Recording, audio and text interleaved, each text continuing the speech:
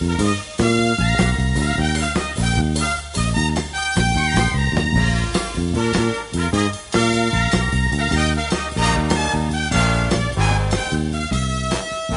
morning, Bucknutters. It is bright and early on Tuesday, August 18th, 2015, here in the Gem City. I am Dan Rubin, joined from the big city by Alex Gleitman. Alex, how are you this fine morning?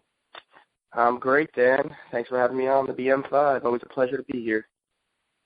Back-to-back editions for Alex. You can tell he's back from his honeymoon, and we are trying to work him to a point where he needs another vacation.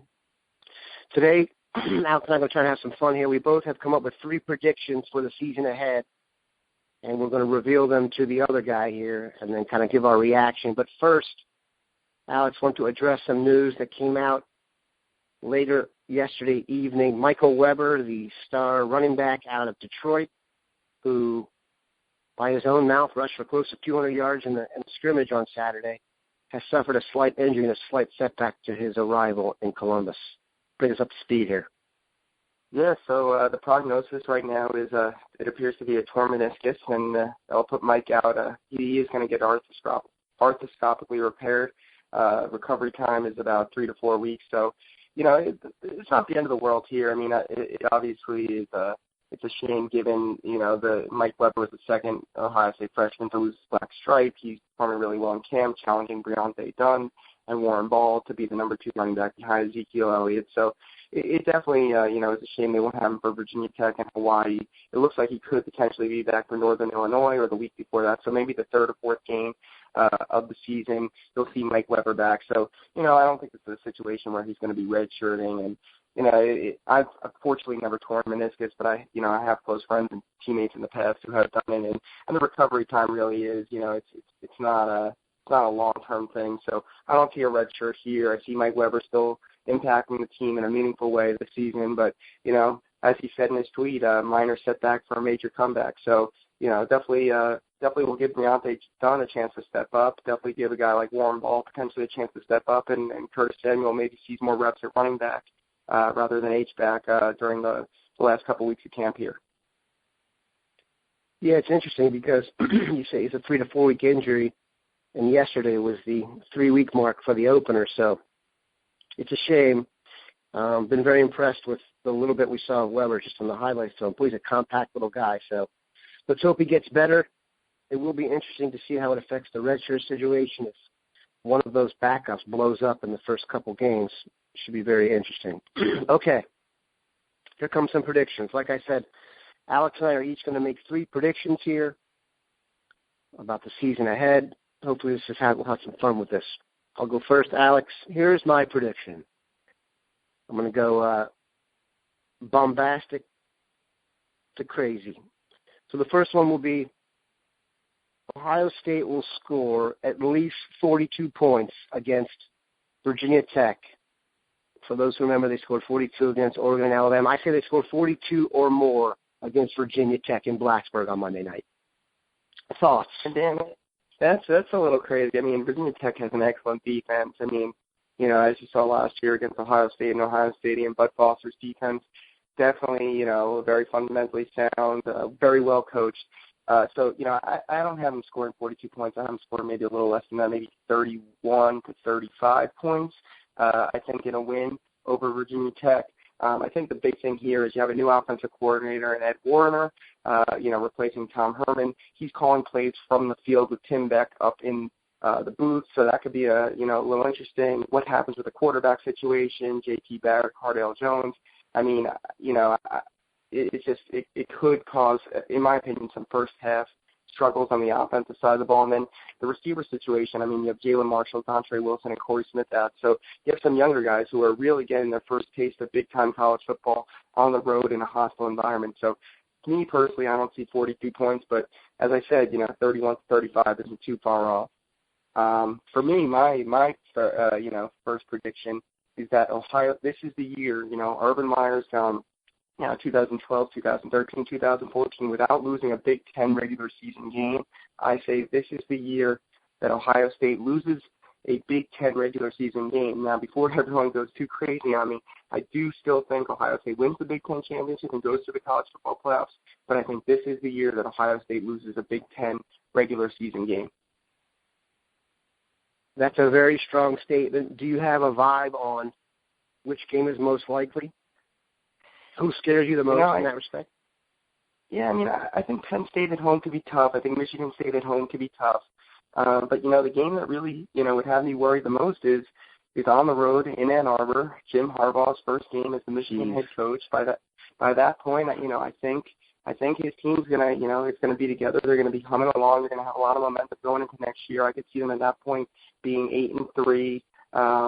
Maybe 7-4 at that point. I think they're an 8-4, 9-3 team this year under Jim Harbaugh. Despite the fact that I don't think they have much talent on the offensive side of the ball, I just think he's that good of a coach that by that point in the season they're going to be a very dangerous team to play on the road, especially against Ohio State. Jim Harbaugh is going to want to win that game. No question. Here's prediction number 2 from Dan. All right. The single-season sack record at Ohio State is 14, held by Vernon Golson, I believe, in 2007. Joey Bosa made a run at that last year with 13.5. This year, the sack record will go down at Ohio State, and it will be broken by Tyquan Lewis. Thoughts? Yeah, I mean, when I was thinking about some of these predictions coming to the table, I was thinking about bringing Tyquan Lewis into the picture. I don't think he's going to break the sack record, but I do think he's going to have a very good season. I mean, look, defenses are going to be keying in on Joey Bosa and Adolphus Washington, and that's going to give a lot of opportunity to Tyquan. I think just in general, this is going to be a life-changing year for the young man from Tarboro, North Carolina. I think, this is going to be the year that puts him on the map with the NFL. I don't think he leaves early. He's a redshirt sophomore, but I don't think he leaves early. I think the Buckeyes get one more year after him, or one more year from him after this year, and then I think it's off to the NFL for Tyquan, because I think he's going to have an outstanding season this year and really blossom into one of the better defensive ends in the country. So I'm right with you, Dan. I think a big year for Tyquan Lewis. For me, my number 2 prediction is that not Cardale Jones, not J.T. Barrett, not Braxton Miller, not Michael Thomas, not Ezekiel Elliott. I think the offensive MVP for the team this year is going to be a young man out of Brooklyn, New York, and Curtis Samuel. Wow. Now, I kind of hope you're right there. I have to admit, Samuel's one of my personal faves, and I was geeked on him to start. I do understand that being a New York native or New Jersey native yourself, you have a bias towards East Coasters, which is fine. And I do think that, as the boarding house has pointed out recently, that the guy who's kind of gotten lost in the shuffle this year in terms of sex appeal and pizzazz is Samuel. Torrance Gibson, I think, has that kind of mantle right now, just after what we've seen, and just the sex appeal of the original burst of camp. But I think that's a great prediction, actually. And I wouldn't be surprised, as the boarding house told us, that if we emerge from, Monday night about 3 weeks from now, thinking Curtis Samuel's actually probably the most, if not the most explosive guy in the team, he's in the mix. That's a great one. Okay, here's my 3rd and final prediction. I've actually made this prediction on the airwaves on the Bucknuts 90 this past weekend. But I've gone back and done some research on this. I'm even more confident now this is going to take place. J.T. Barrett will win the Heisman Trophy. Reaction. Yeah, I mean, wow. Hey, he was 5th last year in the voting. I think it just comes down to, is he the starter at quarterback? Is he the number 1 guy? Is it not a 2 QB system? If Cardale's cutting into his reps, if he does win the starting job, that's obviously going to affect the Heisman Trophy stats. And it does, I guess, Ohio State blowing out teams won't affect it too much in terms of guys eating stats at the end of the game. But, there's just a lot of factors at play. You got tremendous playmakers on Ohio State's team. I personally, if I was putting money down in Vegas, I would put money on Trevon Boykin of TCU to win the Heisman Trophy, just because, I just think there's so many weapons of the Ohio State offense that in terms of statistically, no one person on Ohio State might wow people. But, if you're talking about best player on best team and J.T. Barrett's the starting quarterback, I don't see why he can't win the Heisman Trophy this season. All right, listen to this. I agreed with you, by the way, when I was originally thinking about this, and that the too many guys on the team, statistics get spread out. So I went back and looked at last season's statistics, and I think something that's happened, I know everyone thinks JT remembers he had a really good year. I don't think people really remember how good of a year he had last year. So the 3,772 yards he had, and we all know his season ended a tad early, team record. His single-game offense had games that are the second, fourth, sixth, eighth, and 10th of all time at Ohio State. So he's going to throw up statistics, and I do think it's going to be best quarterback, best team.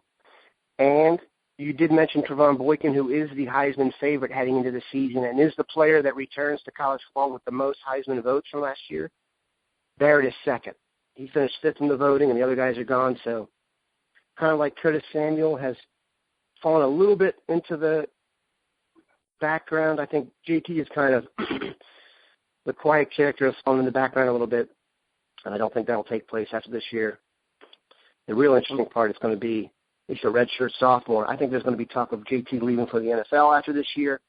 I think at the Elite 11 camp I started to hear talk about he went from being the guy everyone's impressed with from a system perspective to a guy that's a legitimate NFL quarterback. I said this before. I think he's the Drew Brees of his generation. So you can either comment on that or give us prediction number 3, Al, whatever you're feeling.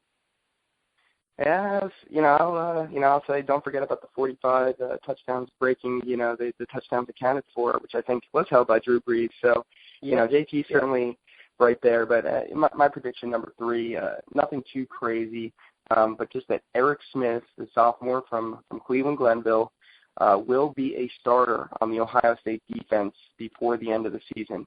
I'm not saying for who, I'm not saying at what position, but I think that Eric Smith is going to have such an impact on this defense this year that he will be a starter by the end of the season. That's a very, very strong statement. That's one of those statements that I agree with on principle, and then when I start to try and work it out, like you said, it's hard to – I don't know who he's going to be able to replace. Something to also check out, we had a story on Eric Smith here on the site yesterday. Goes into detail on that. Obviously, Eric Smith out of Glenville. It'll be interesting to see if a Glenville guy can contribute. Alex, we appreciate your time here on Tuesday. Let's remind everybody to keep it locked to the front row. We're making an extra effort these days to get you as much premium content on there as possible. Have a great Tuesday in the big city.